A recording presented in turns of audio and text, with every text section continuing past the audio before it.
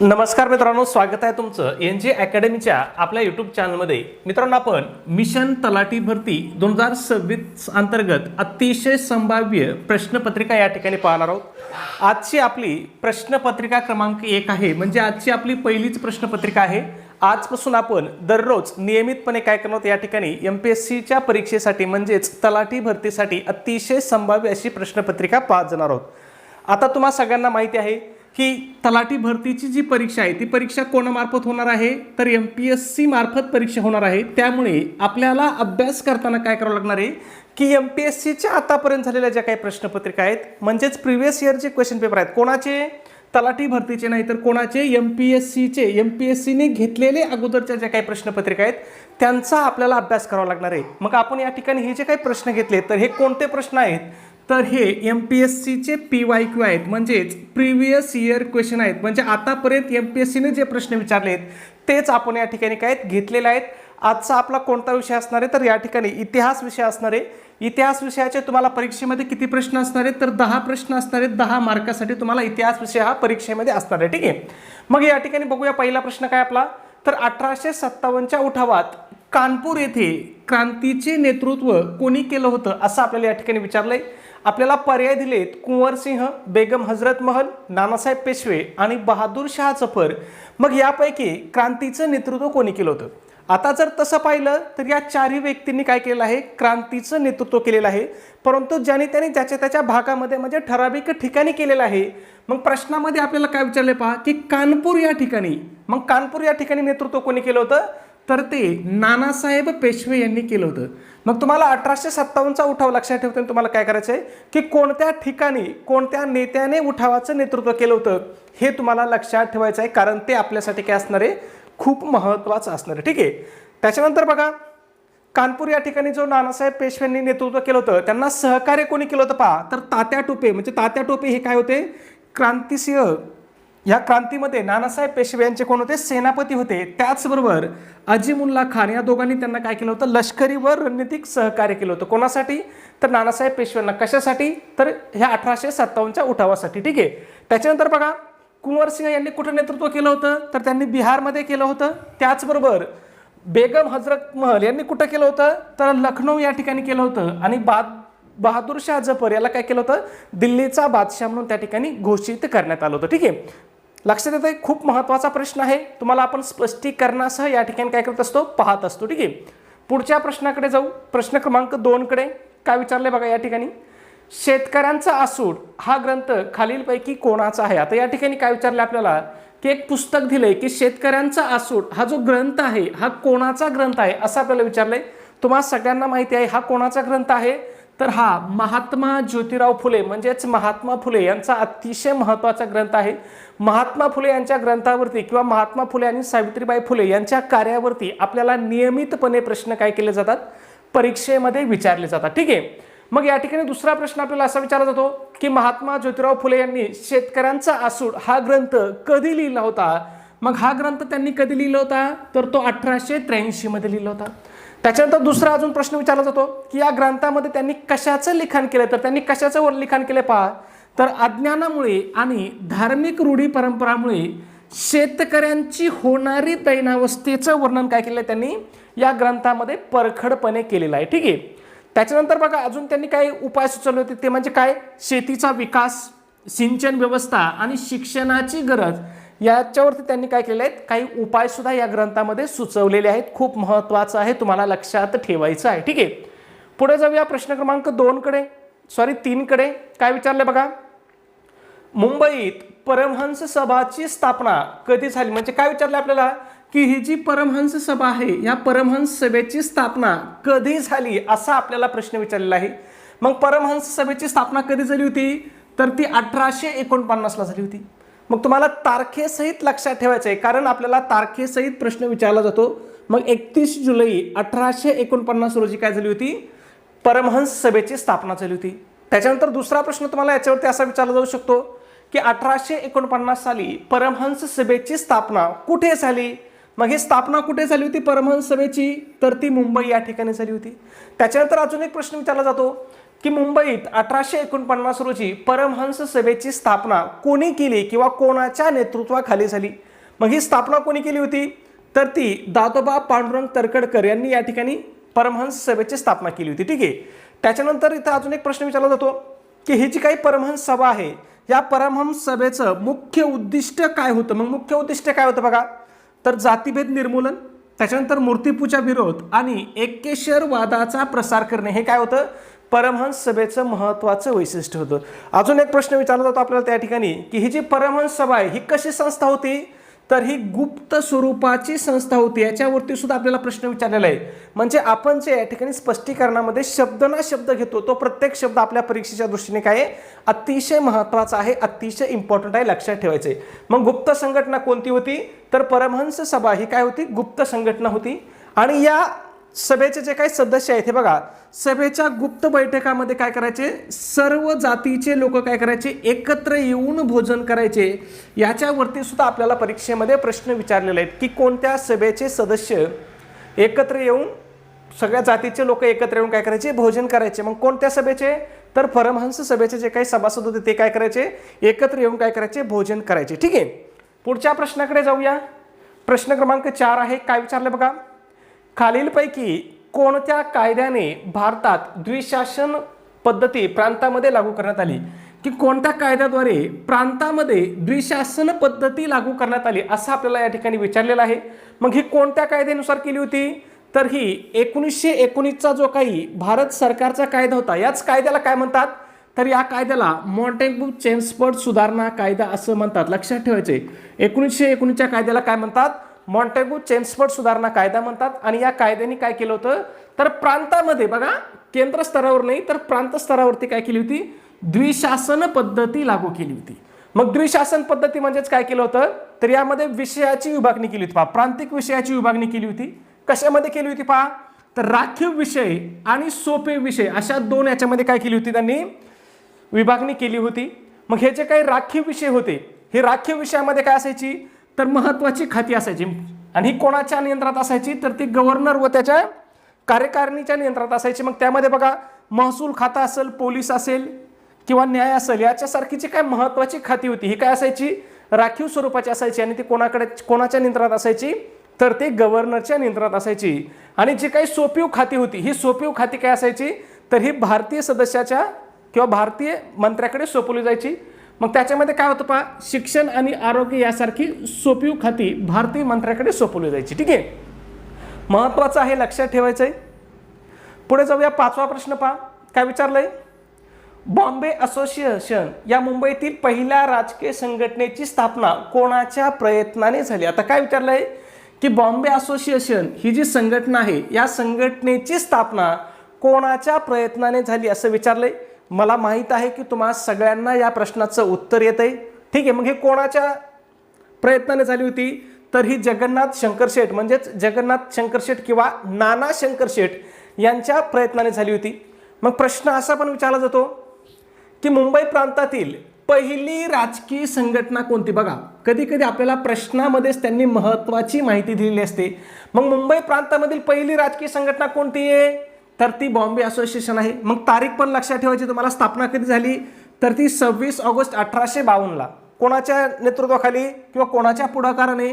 तर ते जगन्नाथ शंकरशेठ यांच्या पुढाकाराने झाली होती. आणि ही बघा, ही मुंबई इलाख्यामधली काय होती? पहिली राजकीय स्वरूपाची संघटना मानली जाते. या संघटनेमध्ये कोणी सक्रिय सहभाग नोंदवला हेही प्रश्न विचारला जातो. मग दादाभाई नौरोजी आणि भाऊ दाजी लाड हे काय होते? या संघटनेचे सक्रिय कार्यकर्ते होते. आणि या संघटनेने काम काय केलं बघा, बॉम्बे असोसिएशनने काम काय केलं? तर लोकांच्या अडचणी व मागण्या सनदशीर मार्गाने, हा शब्द खूप महत्वाचा आहे, लोकांच्या अडचणी व मागण्या सनदशीर मार्गाने ब्रिटिश सरकारपर्यंत पोहोचवणे हा काय होता? बॉम्बे असोसिएशन या सभेचा स्थापनेमागचा प्रमुख काय होता? उद्देश होता किंवा हेतू होता.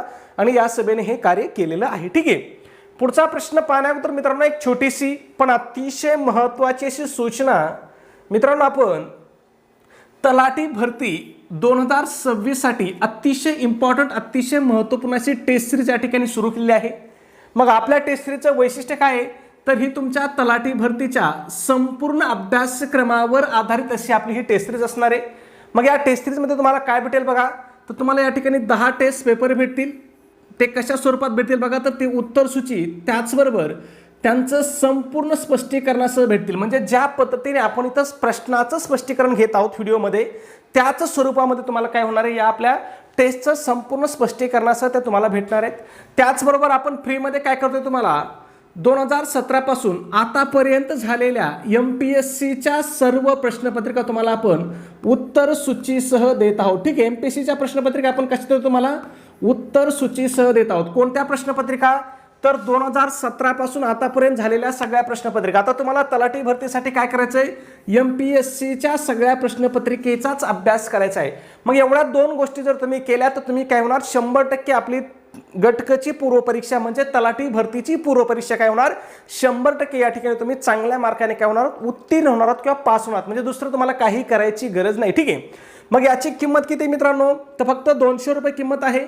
पण त्यामध्ये सुद्धा विद्यार्थ्याच्या मागणीस्तव आपण या ठिकाणी ऑफर ठेवलेली आहे. मग ऑफरनुसार जर तुम्ही आज आपली टेस्ट सिरीज घेतली तर ती तुम्हाला फक्त आणि फक्त काय होणार आहे, 149 रुपयाला तुम्हाला ही आपली टेस्ट सिरीज भेटणार आहे. मग हे 149 रुपये तुम्हाला कुठं पाठवायचे आहेत, तर गुगल पे असेल किंवा फोनपे असेल. आपला नंबर आहे 9689141630. या नंबरवरती तुम्हाला काय करायचं, 149 रुपये पे करायचे आहेत. किंवा जर तुम्ही मला व्हॉट्सअपला मेसेज केला, आपला व्हॉट्सअप नंबर सुद्धा हाच आहे 9689141630. या नंबरवरती जर मेसेज केला की सर आम्हाला स्कॅनर पाठवा किंवा QR कोड पाठवा, तर त्या ठिकाणी तुम्हाला स्कॅनर सुद्धा पाठवलं जाईल. मग तुम्ही स्कॅनरवर पे करा किंवा गुगल पे फोनपे पे करा, काही अडचण नाही. फक्त स्कॅनरवरती पे केले तर काय होतं, आपले पैसे चुकून दुसऱ्याच नंबरला जाण्याचा धोका त्या ठिकाणी राहत नाही. मग 149 रुपये पे केलं, तुम्हाला काय करायचं आहे की त्याचा एक स्क्रीनशॉट काढायचा आहे. तुम्ही जे पैसे पाठवले त्याचा एक स्क्रीनशॉट काढायचा आहे आणि तो स्क्रीनशॉट काय करायचा आहे, मला व्हॉट्सॲपवरती पाठवायचा आहे. व्हॉट्सॲपवरती तुमचा स्क्रीनशॉट मिळाल्याबरोबर 5 मिनिटाच्या आतमध्ये तुम्हाला संपूर्ण आपल्या टेस्ट स्पष्टीकरणासह त्याचबरोबर 2017 पासून आतापर्यंत झालेल्या MPSCच्या सगळ्या प्रश्नपत्रिका उत्तर सूचीसहित तुम्हाला पाठवून दिल्या जातील. ठीक आहे, पुढच्या प्रश्नाकडे जाऊया. प्रश्न क्रमांक किती आहे आपला, तर 6 आहे. काय विचारले बघा या ठिकाणी, थोडंसं झूम आउट करतो म्हणजे व्यवस्थित दिसेल. महाराष्ट्रात 1942च्या भारत छोडो आंदोलनात प्रति सरकारची स्थापना कोणी केली होती. मग महाराष्ट्रामध्ये प्रति सरकारची स्थापना कोणी केली होती, हा प्रश्नही सोपा आहे आणि तुम्हा सगळ्यांना येणारा प्रश्न आहे. परंतु MPSCने आपल्याला विचारलेला प्रश्न आहे. म्हणजे बघा, MPSC म्हटलं की बऱ्याच जणांना असं वाटतं की फक्त अवघड प्रश्न येतात, तर असं अजिबात नाही. MPSC मध्ये भरपूर सारे प्रश्न हे सोपे असतात, आपल्या अभ्यासक्रमाला धरून असतात. फक्त तुमचा अभ्यासक्रम त्या ठिकाणी काय कव्हर झालेला असला पाहिजे. ठीक आहे, मग तुम्हाला सगळ्यांना माहिती आहे की महाराष्ट्रामध्ये प्रति सरकारची स्थापना कोणी केली होती, तर ते क्रांतिसिंह नाना पाटील यांनी केली होती.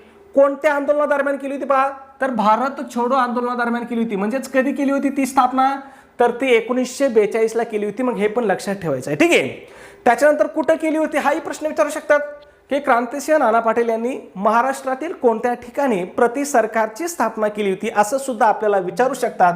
मग त्यांनी याची स्थापना कुठे केली होती, तर ती सातारा जिल्ह्यामध्ये स्थापना केली होती. ठीक आहे, त्याच्यानंतर बघा, गावागावामध्ये पहा शांतता आणि सुरक्षेसाठी त्यांनी काय केली होती, तुफान सेना नावाची तरुणांची संघटना सुद्धा स्थापन केली होती. प्रश्न या तुफान सेनेवरती विचारलेला आहे. अजून एक याचं संस्थापकाचं नाव सांगितलं जातं, ते म्हणजे कोण, नागनाथ नायकवडी, नागनाथ अण्णा नायकवडी. ठीक आहे, हे पण नाव तुम्हाला लक्षात ठेवायचं आहे, कारण यांच्यावरती सुद्धा प्रश्न विचारला जातो आपल्याला. मग दोन्ही लक्षात ठेवायचं तुम्हाला. त्याच्यानंतर यांनी काय केलं होतं प्रति सरकारमध्ये बघा, सावकारशाहीवर आळा घालणे, लोक न्यायालय चालवणे आणि दारूबंदी करणे ही सरकारची काय होती, काही प्रमुख कामं होती. ठीक आहे, खूप महत्त्वाचं आहे. या प्रति सरकारवरती आपल्याला वारंवार परीक्षेमध्ये प्रश्न या ठिकाणी विचारलेला आहे. पुढच्या प्रश्नाकडे जाऊ. 7 नंबर, दर्पण हे मराठीतील पहिले वृत्तपत्र बाळशास्त्री जांभेकर यांनी कोणत्या वर्षी सुरू केले होते. बघा, आता प्रश्नामध्येच आपल्याला भरपूर सारी माहिती दिलेली आहे, पण काय सांगितलंय की मराठीतलं जे पहिलं वृत्तपत्र आहे हे कधी सुरू झालं होतं, तर हे 1832ला सुरू झालं होतं. मग दुसरा प्रश्न असा विचारला जातो आपल्याला की मराठीतील पहिले वृत्तपत्र खालीलपैकी कोणते होतं. मग ते कोणतं होतं, तर ते दर्पण हे वृत्तपत्र होतं. दर्पण या वृत्तपत्राची म्हणजे मराठीतील पहिल्या वृत्तपत्राची स्थापना खालीलपैकी कोणी केली होती, तर ते बाळशास्त्री जांभेकर यांनी केले. बघा, म्हणजे प्रश्नामध्येच आपल्याला काय केलेले आहेत, पुढच्या परीक्षेमध्ये येणारे 2-3 प्रश्न त्यांनी प्रश्नामध्येच दिलेले आहेत. मग तुम्हाला लक्षात ठेवायचं आहे की मराठी भाषेतील पहिलं वृत्तपत्र कधी सुरू झालं होतं तर 6 जानेवारी 1832 रोजी. कोणी सुरू केलं होतं? बाळशास्त्री जांभेकर यांनी. आणि कुठून सुरू केलं होतं तर मुंबईमधून. हे पण लक्षात ठेवायचं आहे. आणि या वृत्तपत्राचं नाव काय होतं तर दर्पण हे या वृत्तपत्राचं नाव होतं. म्हणून बाळशास्त्री जांभेकर यांना काय म्हणतात? मराठी वृत्तपत्र सृष्टीचे जनक म्हणतात. का म्हणतात तर त्यांनी मराठीमधील पहिलं वृत्तपत्र या ठिकाणी सुरू केलं होतं. हे जे वृत्तपत्र होतं हे कोणत्या भाषेमध्ये होतं पहा तर हे इंग्रजी व मराठी या दोन्ही भाषेमध्ये असायचं. ठीक आहे, म्हणजे एक पान इंग्रजीचं असायचं, एक पान मराठी भाषेचं असायचं. म्हणजे जशी आपली एमपीएससीची प्रश्नपत्रिका असते सेम त्याच पद्धतीचं काय असायचं हे वृत्तपत्र असायचं. ठीक आहे. आणि महाराष्ट्रात दरवर्षी काय केला जातो मग 6 जानेवारी हा दिवस काय पत्रकार दिन म्हणून पाळला जातो. हे पण तुम्हाला लक्षात ठेवायचंय. म्हणजे अभ्यास करताना तुम्हाला काय करायचंय की एका प्रश्नापासून तुम्हाला कमीत कमी 5 ते 6 प्रश्न तुमचे त्या ठिकाणी काय झाले पाहिजेत कव्हर झाले पाहिजे. ठीक आहे.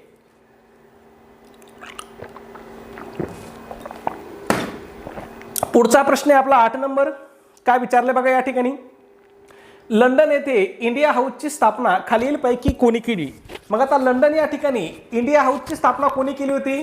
तुम्हाला सगळ्यांना माहिती आहे कोणी केली होती ही तर ही पंडित श्यामजी कृष्ण वर्मा यांनी काय केली होती इंडिया हाऊसची स्थापना केली होती.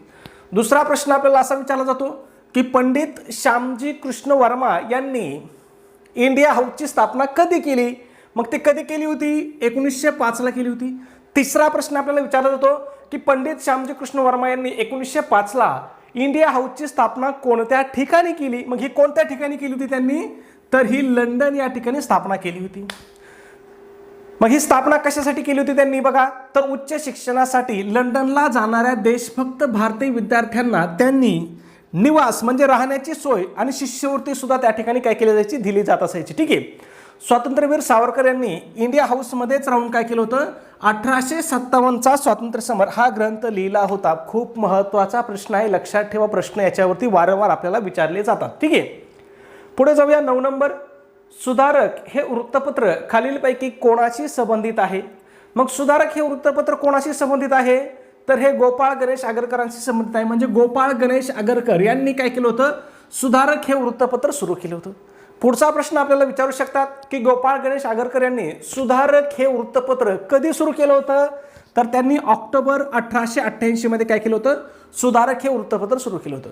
पण गोपाळ गणेश आगरकर सुधारक हे वृत्तपत्र सुरू करण्याआधी कोणत्या वृत्तपत्राचे संपादक होते तर हे केसरीचे संपादक होते. आणि मग त्यांनी काय केलं केसरीच्या संपादकत्वाचा राजीनामा दिला म्हणजे ते सोडलं आणि त्याच्यानंतर काय केलं स्वतःचं सुधारक हे वृत्तपत्र चालू केलं. केसरी कधी चालू झालं होतं तर केसरी 1881 ला चालू झालं होतं. कोणी संस्थापक कोण आहे याचं तर लोकमान्य टिळक हे काय केसरी या वृत्तपत्राचे संस्थापक आहेत. आणि केसरी या वृत्तपत्राचे पहिले संपादक कोण होते तर ते गोपाळ गणेश आगरकर होते. म्हणजे हे लक्षात ठेवायचं तुम्हाला. केसरीचे संपादक विचारलं तर कोण गोपाळ गणेश आगरकर आणि केसरीचे संस्थापक कोण असं विचारलं तर मात्र काही लोकमान्य टिळक हे आपलं उत्तर येईल. ठीक आहे. मग लोकमान्य टिळक आणि गोपाळ गणेश आगरकर यांच्यामध्ये काय झालं होतं मतभेद झाले होते. मग हे मतभेद कोणत्या विषयावर झाले याच्यावरती सुद्धा आपल्याला प्रश्न विचारला होता. मग कशावरती मतभेद झाले होते की सामाजिक सुधारणा आधी की राजकीय सुधारणा आधी यावरती त्यांचे मतभेद झाले होते. आणि गोपाळ गणेश आगरकर यांनी काय केलं होतं सामाजिक सुधारणांना काय केलं होतं त्या ठिकाणी त्यांनी प्राधान्य दिलं होतं. ठीक आहे. पुढे जाऊया प्रश्न क्रमांक 10 कडे. प्रश्न पाहण्याअगोदर मित्रांनो एक छोटीशी विनंती. व्हिडिओ तुम्ही आतापर्यंत पाहिलाय म्हणजे व्हिडिओ तुम्हाला नक्कीच आवडलाय तर प्लीज व्हिडिओला काय करत चला लाईक करत चला. त्याचबरोबर जर तुम्ही आपल्या चॅनलला अजून सबस्क्राईब केलं नसेल तर लगेच सबस्क्राईब करा. कारण आजपासून आपण नियमितपणे या ठिकाणी काय करणार आहोत तलाठी भरतीचा प्रश्नसंच या ठिकाणी आपण स्पष्टीकरणासह पाहणार आहोत. ठीक आहे. 1857च्या उठावात कोल्हापूर येथे झालेल्या उठावाचं नेतृत्व खालीलपैकी कोणी केलं होतं? आता काय विचारले बघा तुम्हाला काय सांगितलं मी 1857च्या उठावावरती आपल्याला भरपूर प्रश्न विचारले जातात. आणि प्रश्न आपल्याला काय विचारले जातात की या उठावाचं नेतृत्व कोणत्या ठिकाणी कोणी केलं? मग बघा इथं काय विचारलंय कोल्हापूरला झालेल्या उठावाचं नेतृत्व कोणी केलं होतं? मग हे कोणी केलं होतं तर हे चिमासाहेब यांनी केलं होतं. कोणी केलं होतं चिमासाहेब यांनी. मग खूप महत्त्वाचं लक्षात ठेवायचंय कोल्हापूरच्या छत्रपतींचे धाकटे बंधू चिमासाहेब यांनी काय केलं होतं 1857 मध्ये तेथील उठावाचं नेतृत्व केलं होतं. आणि त्यांनी बघा स्थानिक 27व्या नेटिव्ह इन्फंट्रीच्या सैनिकांना एकत्र करून काय केलं होतं इंग्रजाविरुद्ध बंड पुकारलं होतं. इंग्रज अधिकारी जेकबने बघा कोणी प्रश्न विचारलेला जेकबने मोठ्या लष्करी बळाचा वापर करून काय केला होता हा उठाव दडपून टाकला होता. मग असाही प्रश्न आपल्याला विचारला जातो की 1857च्या उठावामध्ये कोल्हापूर या ठिकाणी झालेला उठाव खालीलपैकी कोणत्या ब्रिटिश अधिकाऱ्याने दडपून टाकला होता? तर तो कोणी दडपून टाकला होता? जेकब या ब्रिटिश अधिकाऱ्याने दडपून टाकला होता. ठीक आहे. त्याच्यानंतर बघा चिमासाहेब यांना काय केलं? मग या उठावानंतर चिमासाहेब म्हणजे बंड मोडून काढल्यानंतर चिमासाहेबांना काय केली होती? अटक करून कराची या ठिकाणी काय केलं होतं? त्यांना हद्दपार केलं होतं आणि त्याच ठिकाणी त्यांचा काय झाला होता? नंतर मृत्यू झाला होता. मग हेही तुम्हाला लक्षात ठेवायचे. प्रश्न विचारू शकतात की चिमासाहेब यांना हद्दपार करून कोणत्या ठिकाणी हद्दपार केलं होतं किंवा कोणत्या ठिकाणी ठेवलं होतं? तर कोणत्या ठिकाणी? कराची या ठिकाणी. ठीक आहे. पुढे जाऊया प्रश्न क्रमांक 11 कडे. काय विचारले बघा? राष्ट्रीय सभेच्या कोणत्या अधिवेशनात संपूर्ण स्वातंत्र्याचा ठराव मंजूर करण्यात आला होता? मग कोणत्या अधिवेशनामध्ये? तर 1929च्या लाहोर अधिवेशनामध्ये काय केलं होता? संपूर्ण स्वातंत्र्याचा ठराव मंजूर केला होता. मग लक्षात ठेवा बघा डिसेंबर 1929 मध्ये लाहोर या ठिकाणी या अधिवेशनाचे अध्यक्ष कोण होते? तर पंडित जवाहरलाल नेहरू यांच्या अध्यक्षतेत काँग्रेसचं ऐतिहासिक अधिवेशन भरलं होतं आणि या अधिवेशनामध्येच काय वसाहतीचे स्वराज्य नाकारून पूर्ण स्वराज्य हेच भारताचं ध्येय असल्याचं काय केलं होतं? जाहीर केलं होतं. आणि या ठरावानुसार पहा 26 जानेवारी 1930 हा दिवस काय संपूर्ण देशभरामध्ये पहिला स्वातंत्र्य दिन म्हणून साजरा करण्यात आला होता. प्रश्न वारंवार विचारलेला की खालीलपैकी कोणता दिवस पहिला स्वातंत्र्य दिन म्हणून साजरा करण्यात आला होता? मग लक्षात ठेवायचं कोणता दिवस? 26 जानेवारी 1930 हा दिवस. ठीक आहे. पुढे जाऊया. प्रश्न क्रमांक 12. डिप्रेस्ड क्लासेस मिशनची स्थापना महर्षी विठ्ठल रामजी शिंदे यांनी कोणत्या वर्षी केली? मग डिप्रेस क्लासेस मिशनची स्थापना कोणत्या वर्षी त्यांनी केली होती? तर ती 1906 ला केली होती. मग तुम्हाला तारीख पण लक्षात ठेवायची. तारखीवरती सुद्धा आपल्याला प्रश्न विचारला होता. 18 ऑक्टोबर 1906 रोजी डिप्रेस क्लासेस मिशनची स्थापना केली होती. पण ही स्थापना कोणी केली होती? तर ही महर्षी विठ्ठल रामजी शिंदे यांनी स्थापना केली होती. हे पण लक्षात ठेवायचं आहे. याच्यावरती सुद्धा आपल्याला प्रश्न विचारू शकतात. ठीक आहे. त्याच्यानंतर ही स्थापना म्हणजे महर्षी विठ्ठल रामजी शिंदे यांनी डिप्रेस क्लासेस मिशनची स्थापना कशासाठी केली होती? तर बघा अस्पृश्य समाजातील मुलांसाठी शाळा, वसतिगृहे आणि औद्योगिक शिक्षण केंद्र सुरू करणे हा काय होता? या संस्थेच्या स्थापनेमागचा त्यांचा उद्देश होता किंवा हेतू होता. ठीक आहे. पुढे जाऊया 13 नंबर. भारतातील पहिली कापड गिरणी 1854 मध्ये मुंबईत कोणी सुरू केली? मग भारतातली पहिली कापड गिरणी कोणी सुरू केली होती? तर ती कावतजी दावर यांनी सुरू केली होती. कधी सुरू केली होती पहा? तर ती 7 जुलै 1854 रोजी. कोणत्या ठिकाणी केली होती? तर ती मुंबई या ठिकाणी. आणि त्या मिलचं नाव काय होतं किंवा त्या कापड गिरणीचं नाव काय होतं? तर ती the Bombay spinning and weaving company असं काय होतं? त्या पहिल्या भारतामधल्या पहिल्या कापड गिरणीचं नाव होतं. मग तुम्हाला काय लक्षात ठेवायचं आहे? भारतातील पहिली कापड गिरणी कधी चालू झाली? 1854 ला झाली. भारतातील पहिल्या कापड गिरणीची स्थापना किंवा सुरुवात कोणी केली? कावतजी दावर यांनी केली. आणि जी कंपनी त्यांनी स्थापन केली होती, जी कापड गिरणी त्यांनी स्थापन केली होती, तिचं नाव काय होतं? हे पण तुम्हाला लक्षात ठेवायचं आहे. कारण यावरती कुठल्याही एका वाक्यावरती आपल्याला प्रश्न विचारला जाऊ शकतो. ठीक आहे. पुढे जाऊया 14 नंबर. बंगालची फाळणी कोणत्या व्हाईसरॉयच्या काळामध्ये झाली होती? मग बंगालची फाळणी तुम्हाला सगळ्यांना माहिती आहे कोणी केली होती? ती लॉर्ड कर्झननी केली होती. कधी केली होती? 1905 ला केली होती. पुढचा असा प्रश्न विचारला जातो की या बंगालच्या फाळणी विरोधामध्ये कोणतं आंदोलन झालं होतं? तर वंगभंग आंदोलन झालं होतं. हे खूप महत्त्वाचं आहे, लक्षात ठेवायचं आहे.